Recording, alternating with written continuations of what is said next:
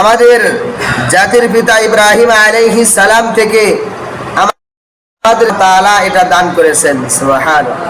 বলে এই কুরবানিটা শুধুই যে আমরাই করতেছি তা নয়, হযরত আদম আলাইহিস সালাম থেকে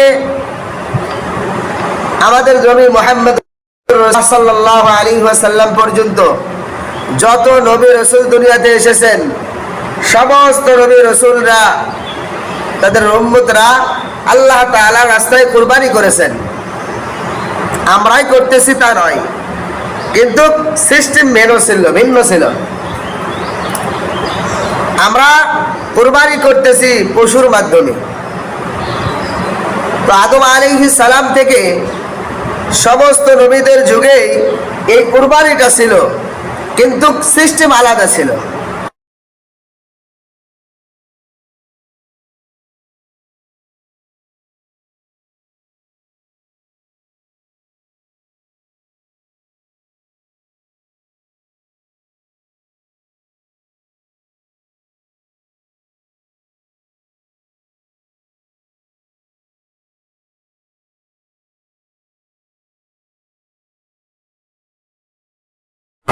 ইব্রাহিম আলাইহিস সালামকে এই বৃদ্ধ বয়সে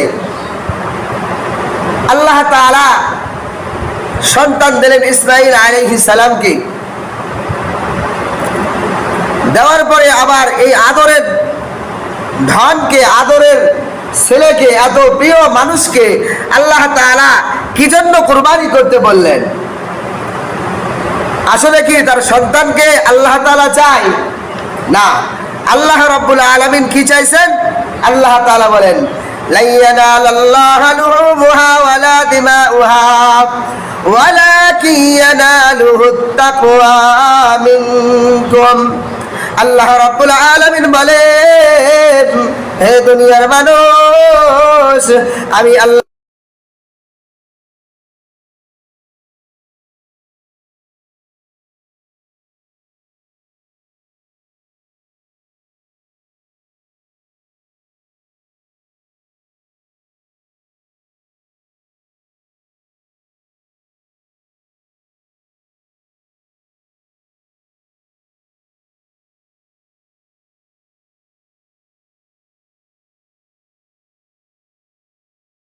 ইব্রাহিমের তাকওয়া, ইব্রাহিমের অন্তরের খবরের জন্য, ইব্রাহিমের কোনো মাল নেওয়ার জন্য নয়, সন্তান নেওয়ার জন্য নয়, যে আমি আল্লাহ তাআলা যে ইব্রাহিমকে একটা সন্তান দিলাম, ইব্রাহিম শেষ বয়সে এসে আমি আল্লাহ তাআলার থেকে সন্তান চাইয়ে নিলেন, রব্বি হাবলি মিনাস সালিহিন। আল্লাহ তাআলা আপনি আমাকে একটা পুত্র পবিত্র সন্তান দান করুন। আল্লাহ তাআলার কাছে চাইছেন। আল্লাহ তাআলা ইব্রাহিম আলাইহিস সালামকে ইসমাঈল আলাইহিস সালাম দিয়ে দিয়েছেন একটা পুত্র পবিত্র একটা সন্তান আল্লাহ তাআলা দিয়ে দিয়েছেন। আল্লাহ তাআলার থেকে সন্তান চাই, আল্লাহ তাআলার রাসূল বলেছেন, এজন্য তোমরা সর্বক্ষণ পড়ো, রব্বি হাবলি মিনাস সালিহিন, রব্বি হাবলি মিনাস সালিহিন। আয় আল্লাহ তাআলা আপনি আমাকে একটা ভালো সন্তান দিয়ে দেন, পুত্র পবিত্র একটা সন্তান দিয়ে দেন। আল্লাহ তাআলা সন্তান দিয়েছেন, দিবার আগেও চাইতে হবে, দিবার পরেও চাইতে হবে। কেননা দিবার আগে মায়ের উদরে থাকা অবস্থায় আল্লাহ তাআলার কাছে দোয়া করেন, আল্লাহ মেয়ে দেন, ছেলে দেন, যাই দেন, কিন্তু সন্তানটা যেন নেককার হয়, পরহেজগার হয়। এরপরে সন্তান হয়ে গেছে, এরপরে আপনাকে আমাকে দোয়া করা উচিত, রব্বি হাবলি মিনাস সালিহিন। ইব্রাহিম আলাইহিস সালামের দ্বারা এটা আল্লাহ তাআলা আপনাকে আমাকে শিক্ষা দিয়েছেন যে সন্তানের জন্য সর্বক্ষণ এই দোয়া পড়তে হবে, তাহলে আপনার আমার সন্তান ভালো হবে, আপনার আমার সন্তান বদ্ধ হবে, আপনার আমার সন্তান আল্লাহ ভীরু হবে। এজন্য আল্লাহর খলিল আল্লাহ তাআলার থেকে ইসমাঈল আলাইহিস সালামকে আল্লাহ তাআলার থেকে চাইয়ে নিয়েছেন, আল্লাহ তাআলা তেনাকে দিয়ে দিয়েছেন। কিন্তু দেওয়ার পরে আল্লাহ তাআলা দেখতে চাইছেন যে আমি আল্লাহ তাআলা ইব্রাহিমকে একটা সন্তান দিলাম শেষ বয়সে, দেখি ইব্রাহিমের কাছে আমি আল্লাহ তাআলা বেশি প্রিয় না তার সন্তান ইসমাইল প্রিয়। এটা আল্লাহ তাআলা দেখতে চাইছেন। আসলে আমি আল্লাহ তাআলার ভয় তার অন্তরের ভিতরে বেশি আছে, মুহাব্বত বেশি আছে, নাকি তার সন্তানের মুহাব্বত তার অন্তরের ভিতরে বেশি পয়দা হয়ে গেছে, আল্লাহ তাআলা এটাই দেখতে চাইছেন। তো মা হাজরা আলাইহিস সালাম ও ইসমাইল আলাইহিস সালাম যখন কূপ পর্যন্ত যাওয়া হলো, জমজম কূপ আল্লাহ তাআলা তিনাদেরকে দিয়ে দিলেন। এখান থেকে বণিকের দলেরা যখন যাইতেছিলেন এই পাশ দিয়ে, যাওয়ার সময় তারা দেখতে পাইলেন যে যেই পাখিটা পানি দেখলে পানির কাছাকাছি উড়ি করে, বলে এই পাখি দেখা যাইতেছে। তারা মনে করলো অবশ্যই এখানে পানির ব্যবস্থা আছে, যেহেতু এই পাখি দেখা যায়। তো তারা আস্তে আস্তে খুঁজতে খুঁজতে চলে গেলেন। হ্যাঁ, মা হাজরা আলাইহিস সালামের কাছে পৌঁছে গেলেন, গিয়ে তিনার সঙ্গে কথাবার্তা বললেন। হ্যাঁ, শেষ পর্যন্ত তারা সিদ্ধান্ত নিল যে আমরা এখানে বসতি করব, আমরা এখানে থাকব, আমরা ফসলাদি করব, এই পানির দ্বারা আমরা এগুলো আবাদ আর চাষ করব, আর এক থেকে কিছু ট্যাক্স, এক থেকে কিছু খাজনা আপনাকে দেওয়া হবে। তো এইরকম ভাবে তিনাকে দিলেন। দেওয়ার পরে ইব্রাহিম আলাইহিস সালামের সন্তান ইসমাইল আলাইহিস সালাম এবং হাজরা আলাইহিস সালামকে একটা তারা পাথর কাইটে একটা পাথরের ঘর বানিয়ে দিলেন। ওই যে ইব্রাহিম আলাইহিস সালাম দোয়া করে গেছেন, আল্লাহ বসতির ব্যবস্থা করে দিয়েন, ঘর বাড়ির ব্যবস্থা করে দিয়েন, এবং এখানে যেন বসতি হয়, মানুষের আনাগোনা হয়, আল্লাহ তাদের খানার ব্যবস্থা করে দিয়েন। আল্লাহ তাআলা এগুলো সব কিছু ব্যবস্থা করে দিয়েছেন। এরপরে যখন কিতাবের ভিতরে কেউ 8 বছর লিখছেন, কেউ 7 বছর লিখছেন, কেউ 11 বছর লিখছেন, ইসমাইল আলাইহিস সালামের বয়স যখন এরকম হয়ে গেল, তখন ইব্রাহিম আলাইহিস সালাম বেরোনোর জন্য হাজরা আলাইহিস সালামের কাছে সিরিয়া থেকে চলে আসলেন। কিতাবের ভিতরে লেখেন যে ইব্রাহিম আলাইহিস সালামকে আল্লাহ তাআলা একটা জাহান এই পরিবহন দিয়েছিলেন চলাফেরা করার জন্য, যেটা আমরা শুনি বোরাক নামক একটা প্রাণী আল্লাহ তাআলা আমাদের নবীকে দিয়েছিলেন মেরাজের রাত্রিতে। বলে এই বোরাকটা ইব্রাহিম আলাইহিস সালামকে দিয়েছিলেন। হাজার হাজার মাইল দূরে সিরিয়া থেকে মক্কা ফান নামক ময়দান, বলে এখানে ইব্রাহিম আলাইহিস সালাম যেহেতু দুই বিবি দুইটা আল্লাহ তাআলা বিধান করে দিয়েছেন, হ্যাঁ দুজনকে সমান অধিকার দিতে হবে, এই জন্য তেনাকে আল্লাহ তাআলা ব্যবস্থা করে দিয়েছেন। সিরিয়াও যাইতো, আবার মক্কার জমিনে চলে আসতেন, এইরকম ভাবে দুজনের কাছে থাকতো। তো যখন ইব্রাহিম আলাইহিস সালাম চলে আসলেন, আসার পরে ওই রাত্রিতে ইব্রাহিম আলাইহিস সালাম স্বপ্নের মাধ্যমে দেখতেছেন যে তিনি কি করতেছেন, জবাই করতেছেন, নিজের সন্তানকে কুরবান দিতেছেন। একদিনে দেখে নাই, কয়দিন? 3 দিন আল্লাহ তাআলা ইব্রাহিম আলাইহিস সালামকে স্বপ্নের মাধ্যমে আল্লাহ তাআলা জানাইয়া দিয়েছেন। নবী রাসূলগণ যেগুলো স্বপ্ন দেখেন এইগুলো স্বপ্ন ওহী, এইগুলো স্বপ্ন সত্য।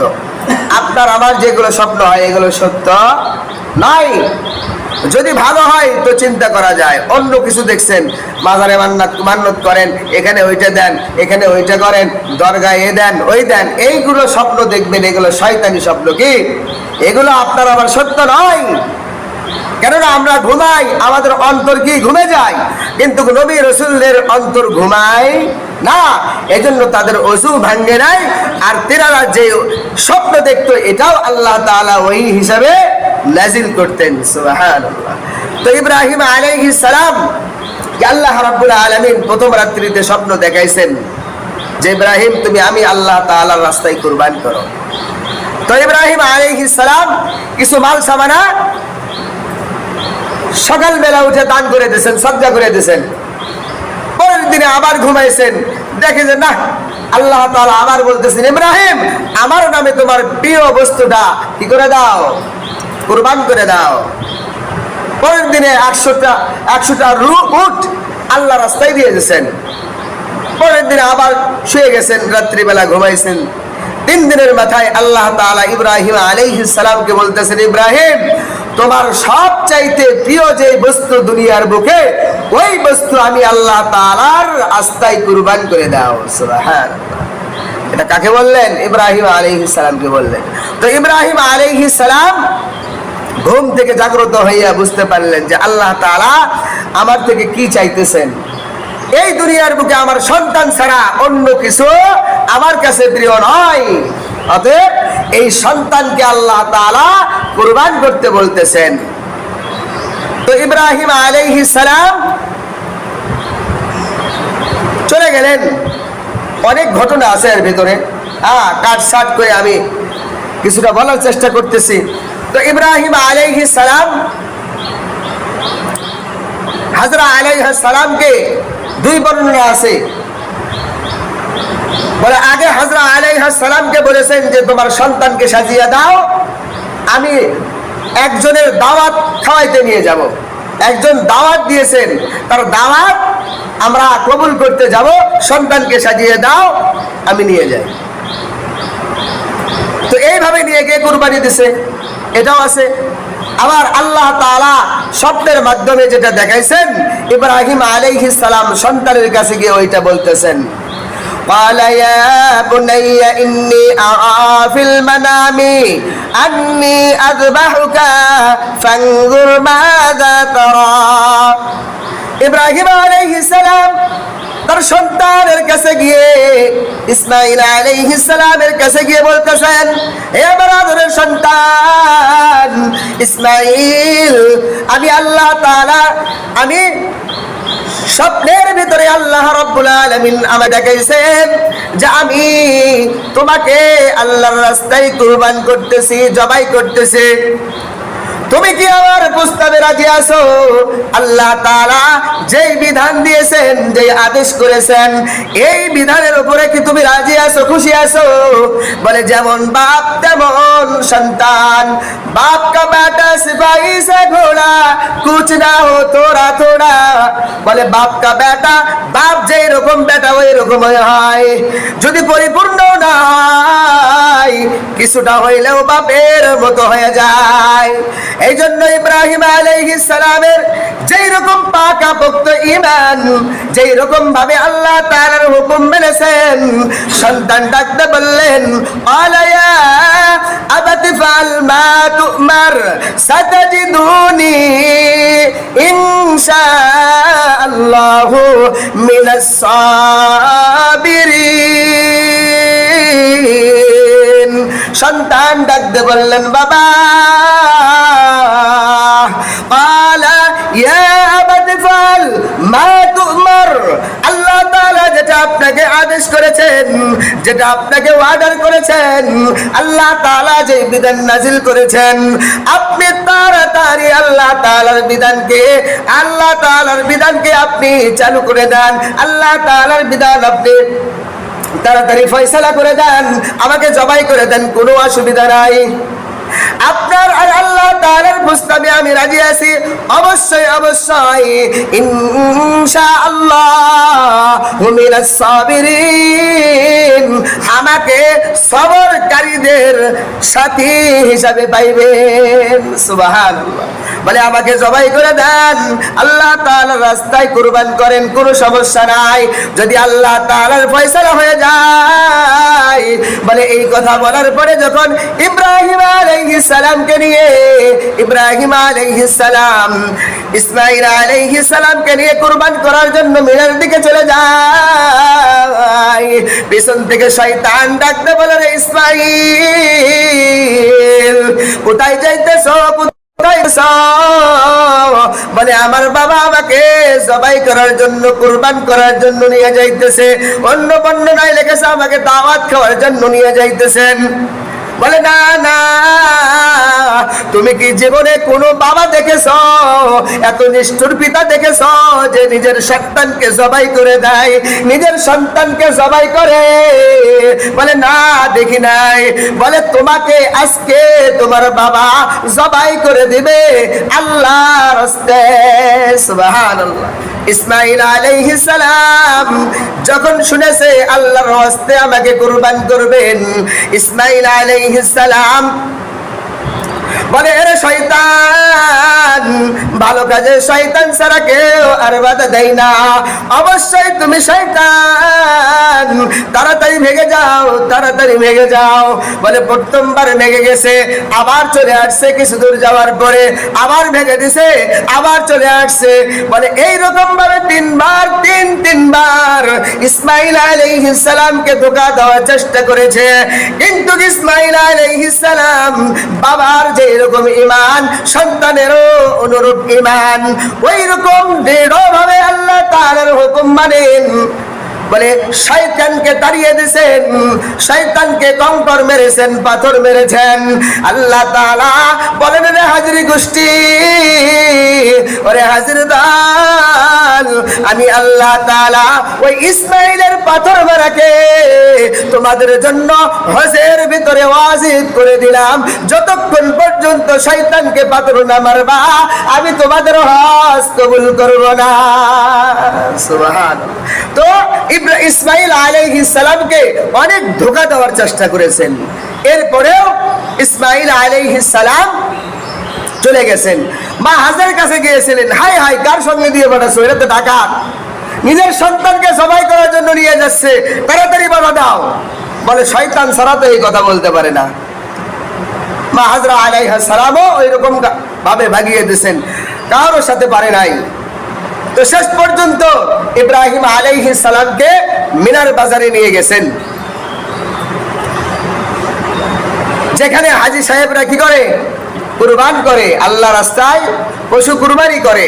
এখানে ইসমাঈল আলাইহিস সালামকে কুরবানি করার জন্য নিয়ে যাওয়া হয়েছিল। তো সেখানে নিয়ে যাওয়ার পরে সন্তানকে জবাই করবে, এটা মায়া লাগে না? অনেক মায়া, অনেক মায়া। তো যাই হোক, আল্লাহ তাআলা তিনার কি দেখতে চাইছিলেন? ইল্লা বিকলবিন সালিম, একটা সাচ্চা অন্তর, একটা সাচ্চা ঈমান। আল্লাহ তাআলা মানুষের কি দেখে? কলব দেখেন। তো আমি আপনি বাকি ইতিহাস পরে বলবো ইনশাআল্লাহ, সময় শেষ। তো কিছু কথা, যেহেতু সামনে জিলহজ মাস, কিছু আমল আছে, আমরা কুরবানি দিব, কুরবানির ভেতরে অনেক ভেজাল হয়ে যায়। আমরা টাকা পয়সা ঠিকই কি করি, খরচ করি, কিন্তু এই খরচটা আমার বেতা হয়ে যায়। 20,000, 30,000, 40,000 টাকা দিচ্ছি, এই খরচটা আমার বেতা হয়ে যায় একটু ভুলের কারণে। তো যাই হোক, কুরবানিটা ফরজ কার উপরে? বলে যার কাছে 52.5 ভরি রূপার টাকা আছে, 52.5 ভরি রূপা কেনার টাকা আছে, অথবা খানা দানার জন্য যা সম্পত্তি দরকার, এ বাদে যে সম্পত্তি আছে, বলে ওর থেকে যে টাকা আছে ওখান থেকে কুরবানি দিতে হবে। যেরকম হজের অনুরূপ ভাবে এটারও, কিন্তু এর হচ্ছে কি, আপনার ব্যবহারকৃত মাল, এরও যদি আপনার টাকা থাকে, ব্যবহার করতেছেন জিনিস, আপনার 42,000 সেই সময় ছিল, এখন হিসাব করবেন 52.5 ভরি রূপার দাম কত। যদি এই পরিমাণ আমরা মাল সাবানা থাকে, তাহলে আপনাকে কি দিতে হবে? বাড়ি ঘর এগুলো না, আবার এমনি গাড়ি ব্যবহার করতেছেন দামি, আপনার কাছে কুরবানির টাকা নাই, কত বড় গরিব আপনি। তো যাই হোক, তো এইরকম মানুষের উপরে কুরবানি ওয়াজিব। কুরবানি আমরা দিব, এই কুরবানিটা আমরা 7 ভাগে দিই। 4 পাওয়া যন্ত্র, পালা যেই পশু আছে, যেইগুলো পশু পালা হয় বাড়িতে, এইগুলো পশু আমরা জবাই করব, কুরবানি দেব। যেগুলো বনের পশু আছে, হরিণ, এরকম বন গরু আছে, এইগুলোতে যদি কুরবানি দেওয়া হয় তাহলে হবে না। যেইগুলো গরু পালা হয় এগুলো দেখি কুরবানি দিতে হবে। তো যাই হোক, এখন ভাগের বিষয়টা বলি, যেহেতু এখন কুরবানি কিনবেন আপনারা, 7 ভাগে কুরবানি দেন ভালো, সবার অন্তরটা আগে সাচ্চা করে নেবেন। আর এর ভিতরে কথা হলো, অনেক জায়গায় দেখা যায় 7 ভাগের ভিতরে আবার ভাগ ঢুকে যায়। 2 ভাই করছে আমাদের 2 জনে তো অজব হয়ে গেছে, 2 জনে তুমি 10 দাও আমি 10 দেই, 2টা একটা ভাগ করে গরুর ভিতর ঢুকে দিই। কথা বুঝছেন? এরকম হয়। এইরকম ভাবে 7টা ভাগ করে 7 ভাগের ভিতর 14 ভাগ হয়ে গেছে। বুঝেন কথা? 10,000 টাকা 2 ভাগ করে 5 ভাই, 2 ভাইয়ে 5,000 করে 10,000 দিয়ে 1 ভাগ বানাইছে। এখানে কিন্তু 7 হয় না, এবার 8 হয়ে গেছে। আর যখন 8টা ভাগ হয়ে গেল, আপনার কুরবানি একজনের না 7 জনের কি নষ্ট হয়ে গেল, 8 জনেরই নষ্ট হয়ে যাবে। এজন্য এই থেকে সাবধান। আপনার কম টাকা আছে, আপনি বকরি দেন, কোনো সমস্যা নাই। আপনারটা আপনি নষ্ট করেন, আপনারটা আপনি সব নেন। কিন্তু এই যে এই ভেজালটা, কথা বুঝছেন আমার? 7 ভাগ ঠিক আছে, কিন্তু এই 7 ভাগের ভিতরে 2 ভাইয়ে যেন 8 ভাগ না দেয়। বোঝা গেল? যদি দেন কুরবানি নষ্ট। খাও। এরপরে এটা বললাম, সামনে তো বলবো না ইনশাআল্লাহ, 2 সপ্তাহ আছে। তো এরপরে যে আমলটা আছে, আমলের কথাগুলো বলি। যেহেতু জিলহজ মাসের চাঁদ উঠে যাবে সামনে বৃহস্পতিবারে অথবা বুধবারে, শুক্রবার আমরা আর পাবো না। তো এই জিলহজ মাসের চাঁদ ওঠার আগে যদি আমরা হাত পায়ের নখ, বলেন কি, হাত পায়ের নখ, মাথার চুল যদি কাটা লাগে তো কেটে নেবেন, যদি কাটা না লাগে তাহলে কাটার দরকার নেই। এরপরে নাভির নিচের চুল, বগরের নিচের চুল, এরপরে গোপ, বলে কয়টা বললাম? এইগুলো চুল, পশম আর কি হাত পায়ের নখ, এইগুলো যদি চাঁদ ওঠার আগে কাটা যায়, এরপরে চাঁদ উঠে গেল, উঠে যাওয়ার পরে আপনার 10 তারিখ কুরবানি জবাই করার আগ পর্যন্ত আপনি এইগুলো তার হাত দেবেন না। এইগুলোতে কি করবেন না? হাত দেবেন না। নখ কাটবেন না, মুছ কাটবেন না, বগলের লোম কাটবেন না, নাভির নিচের লোম কাটবেন না। বাস। আল্লাহ রাসূল সাল্লাল্লাহু আলাইহি ওয়াসাল্লাম বলেছেন, যদি কোনো বান্দা এই আমল করতে পারে, আল্লাহ রাব্বুল আলামিন তাকে একটা কবুল কুরবানির সওয়াব দিয়ে দিবে। সুবহানাল্লাহ। যারা আমরা কুরবানি দিব তারা তো দিবই, কিন্তু যারা দিতে পারতেছি না তাদের জন্য এই কাজটা সহজ। যারা দিতেছেন তারাও যদি এই কাজটা করেন, তাদের কি লস আছে? আপনার টাকা খরচ করেও কি কুরবানি কবুল হয় না, কিন্তু যদি এই আমলটা করা যায়, কোনো ভেজাল নাই আমলের ভিতরে, আল্লাহ তাআলা আপনাকে আমাকে একটা কুরবানির কবুল কুরবানির সওয়াব দিয়ে দিবেন। সুবহানাল্লাহ। এরপরে প্রত্যেকটা দিন যদি আমরা 1 থেকে 9, 10 তারিখ কুরবানির আগ পর্যন্ত না খেয়ে থাকা, তো 9 তারিখ পর্যন্ত একটা রোজা, প্রত্যেকদিন একটা করে রোজা রাখতে পারলে আল্লাহ তাআলা 1 বছর রোজা রাখার সওয়াব দিয়ে দিবেন। সুবহানাল্লাহ। একটা রোজা থাকলে 1 বছর। 9 তারিখে যদি শেষ 9 তারিখে রোজা রাখতে পারি, তাহলে আল্লাহ তাআলা ডবল সওয়াব আপনাকে আমাকে দিয়ে দিবেন। সুবহানাল্লাহ। তাহলে এগুলো সহজ নাই। এরপরে আরো আমল আছে, যেহেতু এগুলো আগের আমল, আমরা আগে করে নেব ইনশাআল্লাহ। এগুলো আমল করতে পারলে, ছোট আমল, এগুলো করতে পারলে বড় বড় সওয়াব আল্লাহ তাআলা আমাদেরকে দিয়ে দিবেন। তো যাই হোক, আল্লাহ তাআলা আপনার আমার কি দেখবেন? তাকওয়া দেখবেন। কুরবানির কিছু পশুর রক্ত, মাংস কিছুই আল্লাহ তাআলার কাছে পৌঁছায় না। লা ইয়ানালাল্লাহু লুহুমুহা ওয়ালা দিমাউহা ওয়ালাকিন ইয়ানালুহুত তাকওয়া। আল্লাহর কাছে পশুর কোনো কিছুই পৌঁছায় না, শুধুমাত্র পৌঁছায় কি? তাকওয়া, আল্লাহর ভয়।